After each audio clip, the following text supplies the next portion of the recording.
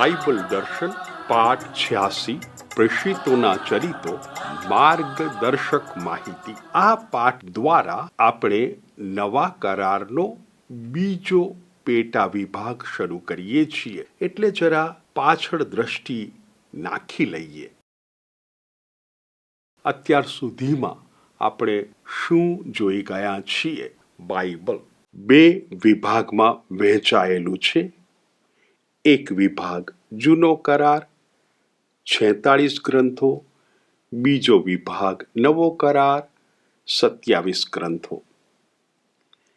આ બે વિભાગમાં વિભાજન કરવા માટેનો માપદંડ ઈસુ ખ્રિસ્ત. ઈસુ ખ્રિસ્તના આવવા પહેલા જે ગ્રંથોનું લખાણ થયું એ ગ્રંથોને જૂના કરાર વિભાગમાં ગોઠવવામાં આવ્યા, અને ઈસુ ખ્રિસ્તના આવવા પછી જે ગ્રંથોનું લખાણ થયું એ ગ્રંથોને નવા કરાર વિભાગમાં ગોઠવવામાં આવ્યા. હવે જૂના કરારના 46 ગ્રંથોને પેટા વિભાગમાં વિભાજિત કરવામાં આવ્યા. પેટા વિભાગમાં વિભાજિત કરવા માટેનો માપદંડ એ ગ્રંથોનું કથા વસ્તુ, એ ગ્રંથોનો વિષય. જે ગ્રંથોનો વિષય નિયમો, એ ગ્રંથોને પંચગ્રંથી નામ આપ્યું.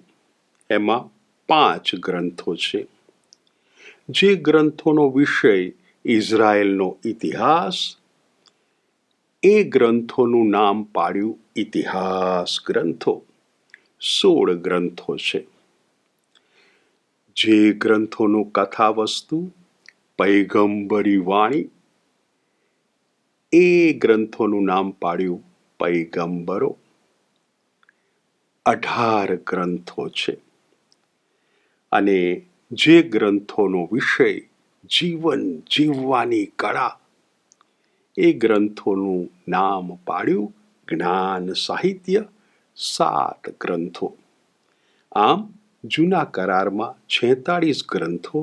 પ્રભુની દયાથી આપણે આ 46 ગ્રંથોનો અભ્યાસ પૂરો કર્યો છે.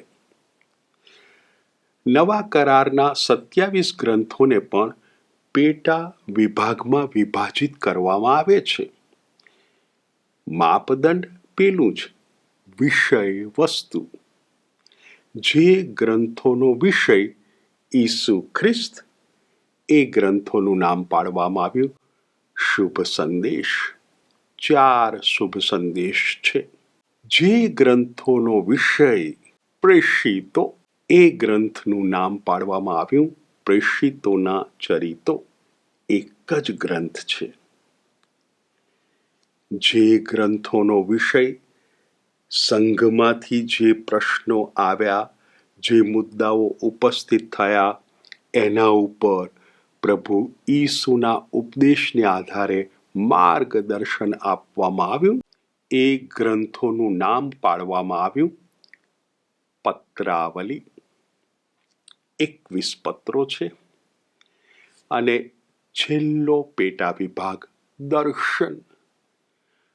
આ પેટા વિભાગમાં એક જ ગ્રંથ છે, દર્શન, જેનો વિષય છે આવનાર બનાવનું દર્શન, થનાર ઘટનાનું દર્શન. આપણે આજનો પાઠ શરૂ કરીએ છીએ, જેમાં માર્ગદર્શક માહિતી પૂરી પાડીએ કે જેથી પ્રેષિતોના ચરિત્રોનો અભ્યાસ કરવામાં સરળતા રહે. સૌથી પહેલા આપણે 12 પ્રેષિતોના નામ મોઢે કરીએ.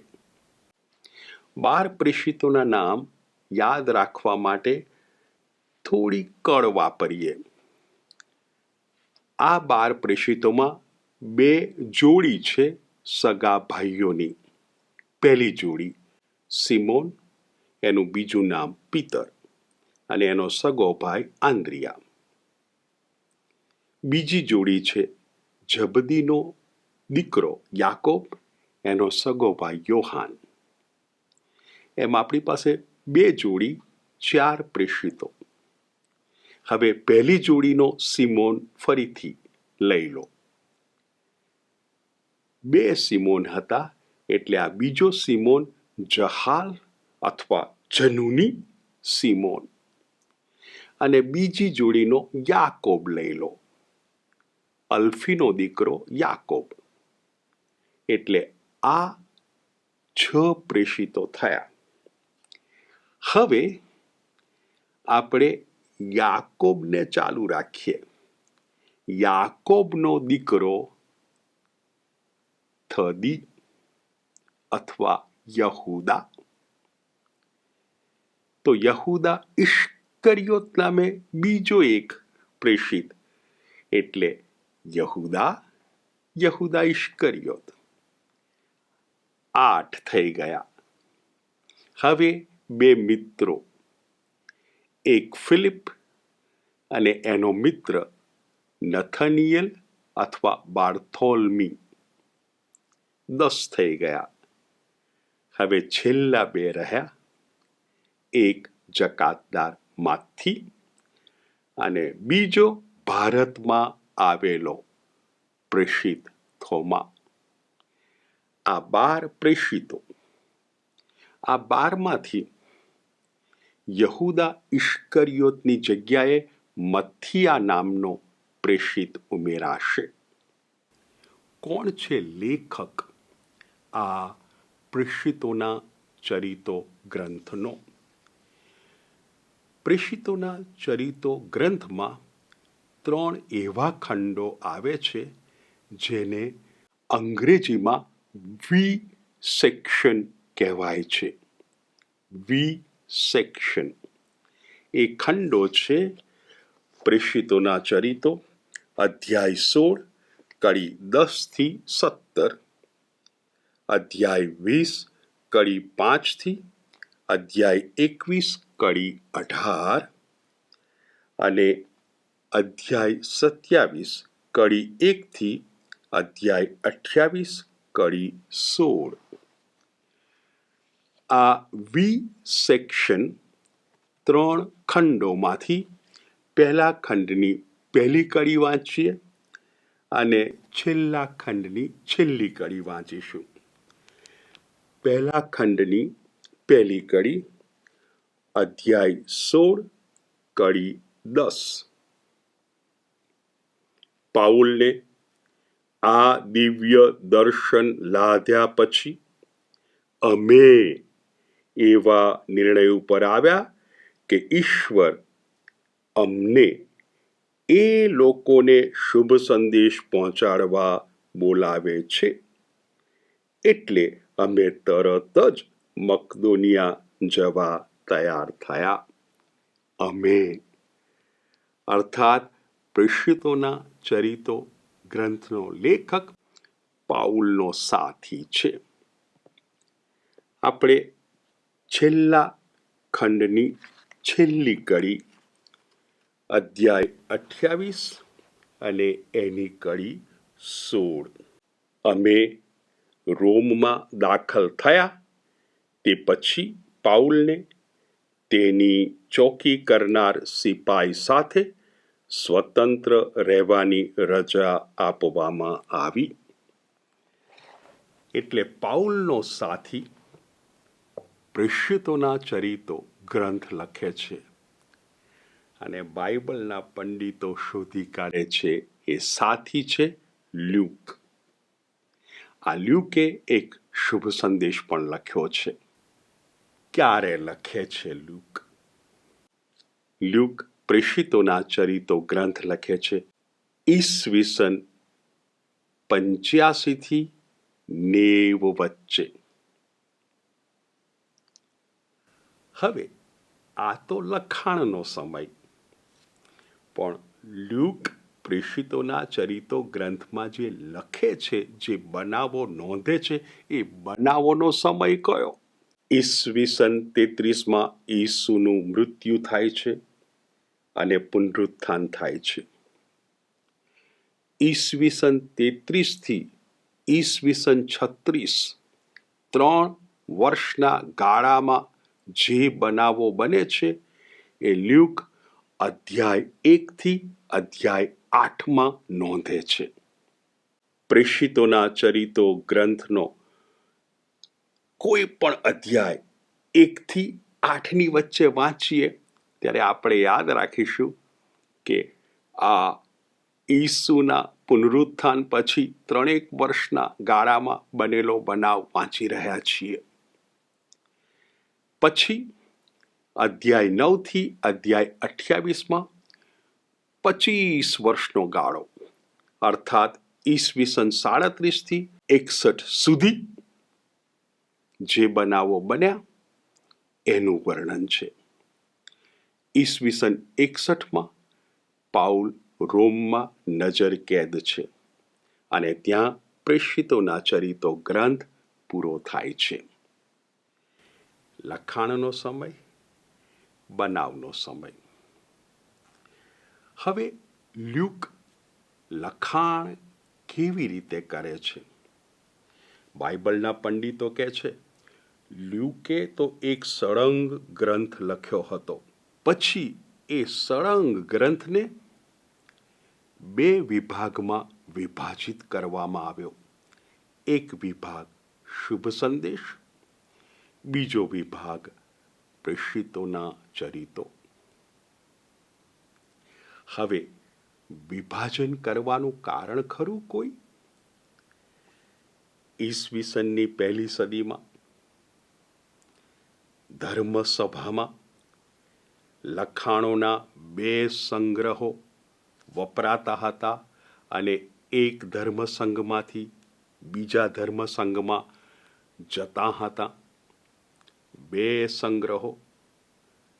એક સંગ્રહનું નામ એવાંગેલિયોન. આ સંગ્રહમાં શુભ સંદેશો હતા.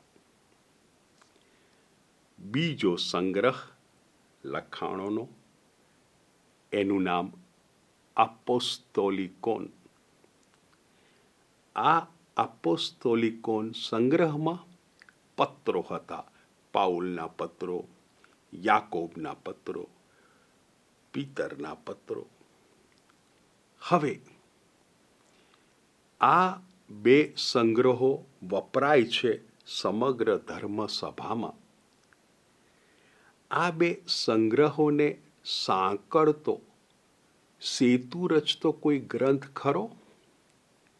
તો એ હતો આ પ્રેષિતોના ચરિતો.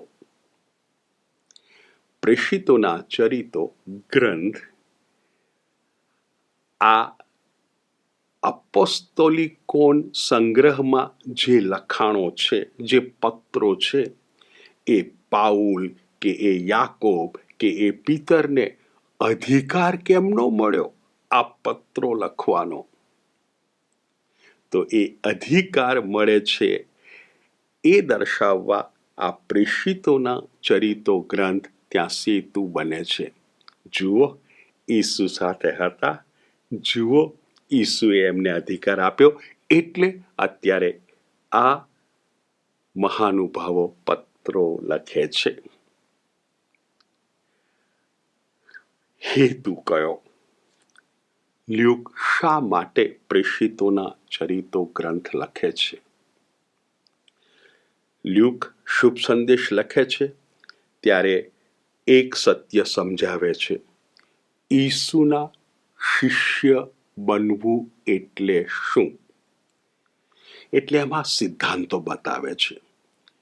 શુભ સંદેશમાં ઈસુના શિષ્ય એટલે 1, 2, 3, 4 સિદ્ધાંતો. અંગ્રેજીમાં કહીએ થિયરી. પ્રેષિતોના ચરિતોમાં હવે લ્યુક બતાવે છે, જુઓ, આ પ્રેષિતો પેલા સિદ્ધાંતો જીવનમાં ઉતારે છે, અમલમાં મૂકે છે. એટલે પ્રેષિતોના ચરિતો આ ગ્રંથ પ્રેક્ટિકલ ડેમોન્સ્ટ્રેશન દર્શાવે છે કેવી રીતે પેલા સિદ્ધાંતો જીવનમાં ઉતારી શકાય. આ પ્રેષિતો તો ઉતારે છે. એક બાઇબલના પંડિત છે, એમનું નામ હાન્સ કોન્ઝલમાન. એ કહે છે લ્યુક આ પ્રેષિતોના ચરિત્રો ગ્રંથ લખે છે એ પાછળ એક ઊંડું કારણ છે. ચલો સમજીએ. હાન્સ કોન્સલમાન કહે છે કે આદિ ધર્મ સભામાં એવું મનાતું હતું કે જે ભક્તોએ ઈસુને સ્વર્ગમાં જતા જોયા સ્વર્ગારોહણ વખતે, અને ત્યારે કહેવામાં આવ્યું કે આ ઈસુ બીજી વાર પાછા આવશે, એટલે ભક્તો એમ જ માનતા હતા કે અમે જીવીએ છીએ ત્યાં સુધીમાં ઈસુ બીજી વાર આવશે. ઈસુનું બીજી વારનું આગમન અમારા જીવન દરમિયાન જ થશે. પણ ઈસુનું બીજી વારનું આગમન તો વિલંબાતું જાય એવું લાગે છે, અને ભક્તોના મૃત્યુ તો થાય છે. એટલે એક શ્રદ્ધાનો સવાલ પેદા થયો, શંકા પેદા થઈ. આ સત્ય, ઈસુ બીજી વાર આવવાના છે, ઈસુનું પુનરાગમન. હવે એ સત્ય કીધા પછી એ પુનરાગમન તો થતું નથી. હવે જો પ્રભુની વાણી આવા મહાન સત્ય બાબતે પૂરી ના થતી હોય તો પછી બાકીનું બધું પૂરું થશે એ કેવી રીતે માની શકાય? કેમની શ્રદ્ધા રાખી શકાય? એટલે આ પંડિત હાન્સ કોન્સલમાન કહે છે, જુઓ, લ્યુક આપણને મુક્તિનો ઇતિહાસ સમજાવે છે. Salvation history. સાલ્વેશન હિસ્ટરી, મુક્તિનો ઇતિહાસ આ પ્રમાણે છે. એની શરૂઆત થાય છે અને એ પહેલા તબક્કાને કહેવાય ઇઝરાયલનો તબક્કો. શરૂઆત સર્જનથી. ઇઝરાયલનો તબક્કો પૂરો થાય છે સ્નાન સંસ્કારક યોહાનથી. એટલે સર્જનથી માંડીને સ્નાન સંસ્કારક યોહાન સુધીનો ગાળો એ મુક્તિના ઇતિહાસનો ઇઝરાયલનો તબક્કો. મુક્તિના ઇતિહાસનો બીજો તબક્કો ઈસુનો તબક્કો. સ્નાન સંસ્કારક યોહાનને હાથે ઈસુ સ્નાન સંસ્કાર સ્વીકારે છે. ઈસુના સ્નાન સંસ્કારથી ઈસુના સ્વર્ગારોહણ સુધીનો આ બીજો તબક્કો, ઈસુ સ્વર્ગમાં લેવાયા, ઈસુનો તબક્કો પૂરો થયો. મુક્તિના ઇતિહાસનો ત્રીજો તબક્કો ધર્મ સભાનો તબક્કો. ધર્મ સભાનો તબક્કો શરૂ થયો છે ઈસુના સ્વર્ગારોહણથી. એ ધર્મ સભાનો તબક્કો પૂરો થશે ઈસુના બીજી વારના આગમનથી. પહેલો તબક્કો ઇઝરાયલનો તબક્કો દીર્ઘકાલીન હતો. બીજો તબક્કો ઈસુનો તબક્કો સ્નાન સંસ્કારથી સ્વર્ગારોહણ. ત્રીજો તબક્કો ધર્મસભાનો તબક્કો.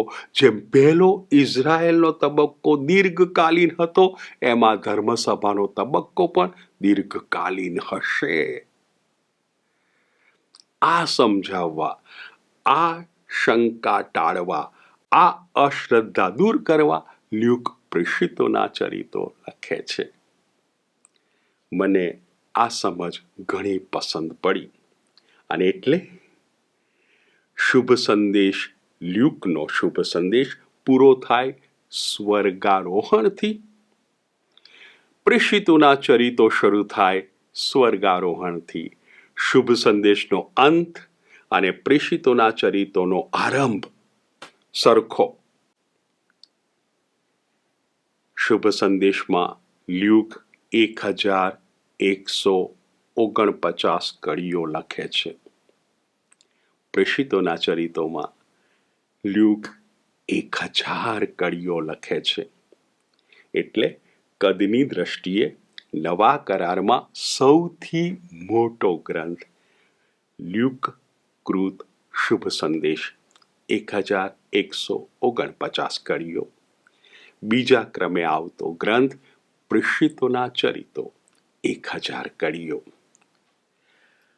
હવે આ પ્રેષિતોના ચરિતો ગ્રંથમાં આપણે માહિતી એકઠી કરી રહ્યા છીએ, ત્યારે હવે આ માહિતીમાં એક નવું પાસું ઉમેરીએ. આ પ્રેષિતોના ચરિતો ગ્રંથમાં 17 વક્તવ્યો છે. જો કડીઓની દ્રષ્ટિએ વાત કરીએ તો 1000 કડીઓનો આ પ્રેષિતોના ચરિતોનો ગ્રંથ, એમાંથી 300 કડીઓ વક્તવ્યો માટે વપરાય છે.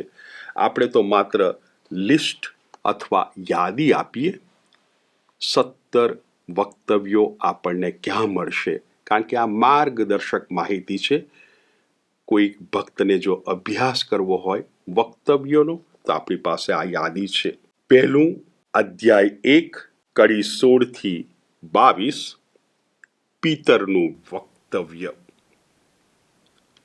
યહૂદા ઇશ્કરિયોતની બાદબાકી અને તેની જગ્યાએ નવા પ્રેષિતનો ઉમેરો. બીજું અધ્યાય 2 કડી 14 થી 40, પીતરનું વક્તવ્ય. પવિત્ર આત્માના અવતરણ પછી. ત્રીજું અધ્યાય 3 કડી 12 થી 26, પીતરનું વક્તવ્ય. જન્મથી લૂલા માનવને સાજો કર્યા પછી. ચોથું અધ્યાય 4 કડી 8 થી 12, પીતરનું વક્તવ્ય. વરિષ્ઠ સભા સમક્ષ. આ વક્તવ્યમાં એક કડી ધારદાર છે. ચોથો અધ્યાય અને એની 12મી કડી ફક્ત આપણી શ્રદ્ધા માટે સાંભળીએ. અધ્યાય 4 કડી 12, બીજા કોઈ પણ મારફતે મુક્તિ મળે તેમ નથી, કારણ પૃથ્વી ઉપર માણસોને બીજા કોઈનું પણ નામ આપવામાં આવેલું નથી, જેના પ્રતાપે આપણે મુક્તિ પામીએ. પાંચમું અધ્યાય 7 કડી 2 થી 53, સ્તેફાનનું વક્તવ્ય. વરિષ્ઠ સભા સમક્ષ પ્રેષિતોના ચરિતો ગ્રંથનું લાંબામાં લાંબુ વક્તવ્ય. છઠ્ઠું અધ્યાય 10 કડી 34 થી 43, પીતરનું વક્તવ્ય. કૈસરિયા મારિતીમા શહેરમાં રોમન સેનાપતિ કર્નેલિયુસના ઘરમાં. સાતમું અધ્યાય 11 કડી 5 થી 17, પીતરનું વક્તવ્ય. સુન્નતના આગ્રહીઓ સમક્ષ.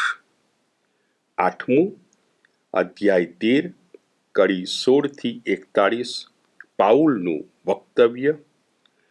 પિસિદિયામાં આવેલા અંથિયોક શહેરના સભાગૃહમાં. નવમું અધ્યાય 13 કડી 46 થી 47, પાઉલ અને બારનાબાસનું વક્તવ્ય. વિરોધ કરતા યહૂદીઓ સમક્ષ.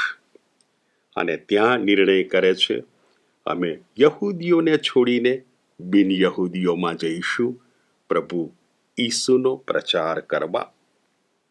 દસમું અધ્યાય 15 કડી 7 થી 11, પીતરનું વક્તવ્ય. યરૂશાલેમની સભામાં. આ પીતરનું અંતિમ વક્તવ્ય.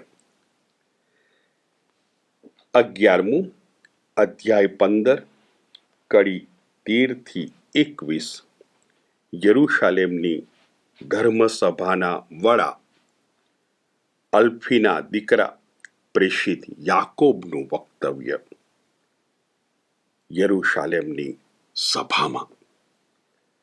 12મું અધ્યાય 17 કડી 22-31 પાઉલનું વક્તવ્ય આથેન્સ શહેરમાં. 13મું અધ્યાય 20 કડી 18-35 પાઉલનું વક્તવ્ય મિલેતસ શહેરમાં એફેસસના વડીલો સમક્ષ. 14મું અધ્યાય 22 કડી 1-21 પાઉલનું વક્તવ્ય યરૂશાલેમમાં યહૂદીઓ સમક્ષ. 15મું અધ્યાય 24 કડી 10-21 કૈસરિયા મારીતીમામાં રોમન ગવર્નર ફેલિક્સની હાજરીમાં.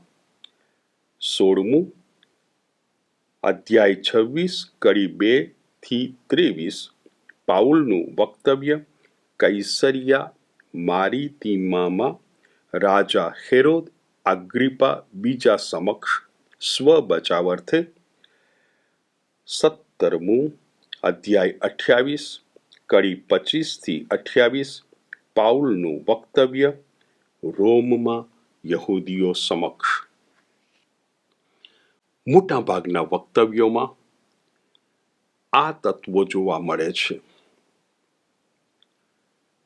વાસ્તવિક પરિસ્થિતિ, સાંપ્રત પરિસ્થિતિનું નિરૂપણ,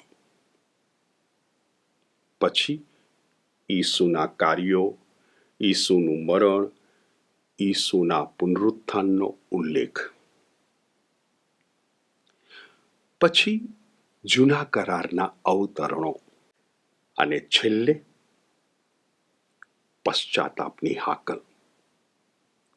એટલે આ વક્તવ્યો દ્વારા ભિન્ન ભિન્ન સંસ્કૃતિના, ભિન્ન ભિન્ન પશ્ચાત ભૂમિકા ધરાવતા લોકો સમક્ષ રૂઢિપ્રયોગો, ભાષા જે ભિન્ન ભિન્ન છે એ સઘળાનો ઉપયોગ કરી ઈસુનો સંદેશ આપવામાં આવે છે. આ લ્યુકની કળા છે. હવે માહિતી આપણે એકઠી કરીએ જ છીએ ત્યારે પ્રેષિતોના ચરિત્રો ગ્રંથ, એ ગ્રંથમાં આદિ ધર્મસભા વિશે 2 ખંડો છે. એ 2 ખંડોમાં આ આદિ ધર્મસભા કેવી હતી એનું વર્ણન છે. પહેલો ખંડ અધ્યાય 2 કડી 42-47 અને બીજો ખંડ અધ્યાય 4 કડી 32-35. કઈ કઈ લાક્ષણિકતા આદિ ધર્મ સભામાં જોવા મળે છે? પહેલી લાક્ષણિકતા સંઘ જીવન. બીજી લાક્ષણિકતા સહિયારી મિલકત. ત્રીજી લાક્ષણિકતા મિલકત વેચી દેવાની અને જરૂરિયાતમંદને વહેંચી દેવાની. ચોથી લાક્ષણિકતા એક મન થઈને મંદિરમાં પ્રાર્થના. પાંચમી લાક્ષણિકતા સંઘ ભોજન. હવે આવું આદર્શ ચિત્ર 2 વખત ટાંકે છે એટલે કેટલાકને પ્રશ્ન થાય, આવું હતું? હા, ઇતિહાસમાં ડોક્યું કરીએ તો આપણને ક્યાંક ક્યાંક એવા ટુકડાઓ, એવા તત્વો જોવા મળે છે. જુઓ, પહેલું તત્વ ખ્રિસ્તી ધર્મની દાન વૃત્તિ. યરૂશાલેમ યાત્રાનું સ્થળ છે. શરણાર્થીઓ આવતા, વિશેષ કરીને ઉત્તર ગાલિલમાંથી આવતા અને પછી પાછા જવાનું નામ નહીં, ત્યાં જ વસતા અને મૃત્યુ પણ યરૂશાલેમમાં જ થાય એવું ઈચ્છતા. આ ભક્તોની આર્થિક સલામતી જરાય નહીં. તો દાન ધર્મ એક આખી વૃત્તિ હતી. એટલે ભક્તો જેની પાસે સગવડ છે દાન કરતા, બે પ્રકારના દાન: દૈનિક ખોરાક અથવા સાપ્તાહિક સીધું સામાન. અને આ દાન ધર્મ કરવાનો રિવાજ એટલો તો પ્રબળ હતો કે નિયમ બનાવવો પડ્યો. કોઈ ભક્તે 20% કરતાં વધારે, આવકના 20% કરતાં વધારે દાન ધર્મ કરવું નહીં. એટલે આવી આખી વૃત્તિ હતી. એટલે આવો ધર્મસંઘ, આવી ધર્મસભા હોઈ શકે. બીજું તત્વ જોવા મળે છે, અને એ પૈસા પાત્ર પરિવારો. આ પૈસા પાત્ર પરિવારો ખ્રિસ્તીઓને ખૂબ મદદરૂપ થતા. એટલે યહૂદીઓએ એમને જાકારો આપ્યો. એટલે આવા પરિવારો જે ખ્રિસ્તીઓને મદદરૂપ થતા હતા, એવો એક સંઘ ઊભો થયો. હવે આ સંઘે લ્યુકના શુભ સંદેશમાં 14મા અધ્યાયમાં 33મી કડીમાં ઈસુ જે કહે છે, જે શિક્ષણ આપે છે, વાંચી જવું: તમારામાંનો કોઈ પણ પોતાના સર્વસ્વનો ત્યાગ કર્યા વગર મારો શિષ્ય થઈ શકવાનો નથી. આ પરિવારોએ આ શિક્ષણને પોતાના જીવનમાં પૂરેપૂરું ઉતાર્યું. અને હવે ઈસુનું બીજી વારનું આગમન નજીક છે, માટે હવે પૈસાની શું ચિંતા કરવી? બસ. જુઓ પેલું બીજું તત્વ. ત્રીજું તત્વ ગ્રીક સંસ્કૃતિની અસર હતી. અને ગ્રીક સંસ્કૃતિમાં મિત્રતાનો એક જબરો આદર્શ. મિત્રો બધી બાબતો સહિયારી જ ગણે. એટલે એક મન એક દિલ. હવે આ સંસ્કૃતિ અનુસંહિતાના ગ્રંથમાં પણ જોવા મળે છે. 15મો અધ્યાય 4થી કડી અનુસંહિતાનો ગ્રંથ. ત્યાં કહે છે, મિત્રતાનો આદર્શ કયો? ગરીબ વિહોણો સમાજ. જો કે તમારી વચ્ચે કોઈ ગરીબ રહેશે નહીં. એટલે જુઓ, આદર્શ છે, અને આદર્શને આત્મસાત કરવા, જીવનમાં ઉતારવા બધા ભાઈઓ, બધી બહેનો પ્રયત્નો કરે છે. અને ચોથું તત્વ ઈસુનું શિક્ષણ, એના આધારે આવેલો આ આદર્શ, આદિ ધર્મસભા. એ એક પડકાર ફેંકે છે: જો કોઈ ઈસુના આદર્શ આદેશ અનુસાર જીવન જીવે તો આવો સંઘ અસ્તિત્વમાં આવી શકે છે. એટલે લ્યુક ખૂબ ઉમદા ઉપદેશ આપે છે. આ પ્રેષિતો ઈસુની માફક ચમત્કારો કરે છે. મેં ગણતરી કરી તો મને 10 ચમત્કારો પ્રેષિતોના ચરિત્રો ગ્રંથમાં જોવા મળ્યા. આપણે યાદી બનાવીએ. કદાચ ભૂલ થતી હોય તો તમે એમાં ઉમેરો કરી શકો, ઘટાડો કરી શકો. 10 ચમત્કારો. પહેલો ચમત્કાર, પીતર દ્વારા જન્મથી લૂલાને સાજાપણું. અધ્યાય 3 કડી 1-11.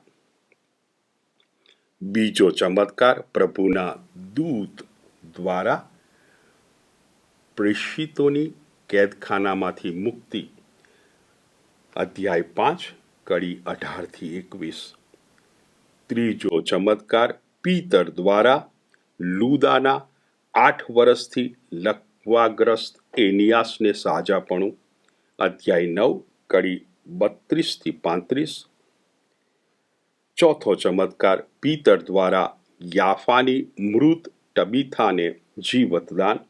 અધ્યાય 9 કડી 36-43. પાંચમો ચમત્કાર, પ્રભુના દૂત દ્વારા પીતરની કેદખાનામાંથી મુક્તિ. અધ્યાય 12 કડી 11. છઠ્ઠો ચમત્કાર પાઉલ દ્વારા લુસ્ત્રામાં લૂલાને સાજાપણું, અધ્યાય 14 કડી 8-10. સાતમો ચમત્કાર પાઉલ દ્વારા ફિલિપીમાં ગુલામ યુવતીનો વળગાડ ઉતાર, અધ્યાય 16 કડી 16-18. આઠમો ચમત્કાર ધરતીકંપ દ્વારા પાઉલ અને સિલાસનો ફિલિપીની જેલમાંથી છુટકારો, અધ્યાય 16 કડી 25-34. નવમો ચમત્કાર પાઉલ દ્વારા ત્રોઆસમાં યુતુખસ નામના યુવાનને જીવતદાન, અધ્યાય 20 કડી 7-12. દસમો ચમત્કાર પાઉલ દ્વારા માલ્ટાના મુખી પુબ્લિયસના પિતાને અને બીજાઓને સાજાપણું, અધ્યાય 28 કડી 7-10. એટલે ઈસુની માફક ચમત્કારો કરનાર આ આપણા પ્રેષિતો. છેલ્લી વાત માહિતી અને પછી આ પાઠ પૂરો કરીએ. પાઉલ 3 પ્રેષિતિક યાત્રા કરે છે. પાઉલની પ્રેષિતિક યાત્રા શરૂ થાય સિરિયા દેશના અંથિયોક શહેરથી, અને એ સિરિયા દેશના અંથિયોક શહેરમાં પાછો આવે. આવી 3 યાત્રાઓ પાઉલની પહેલી પ્રેષિતિક યાત્રા અધ્યાય 13 કડી 4 શરૂ થાય છે, અને એના સાથીઓ 2 છે, બારનાબાસ અને યોહાન. યોહાનનું બીજું નામ છે માર્ક.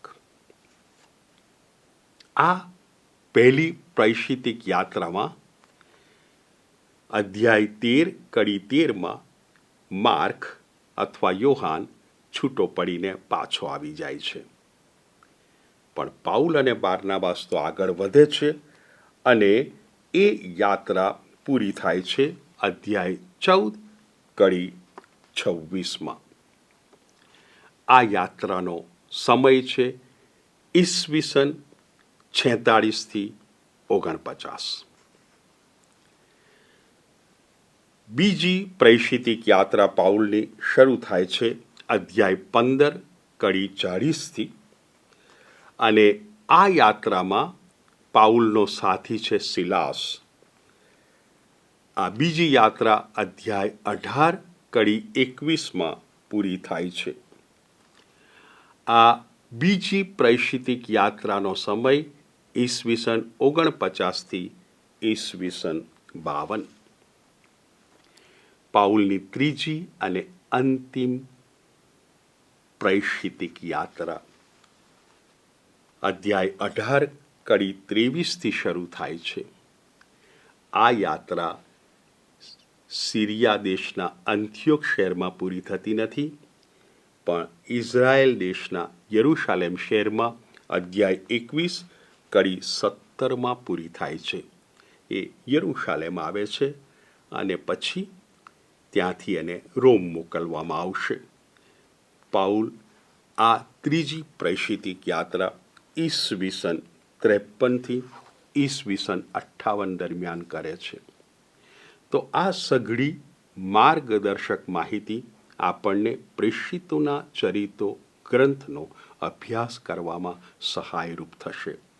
હવે પછીના પાઠમાં આપણે દરેકે દરેક અધ્યાયમાં શું આપણને મળે છે એનો વિગતવાર અભ્યાસ કરીશું.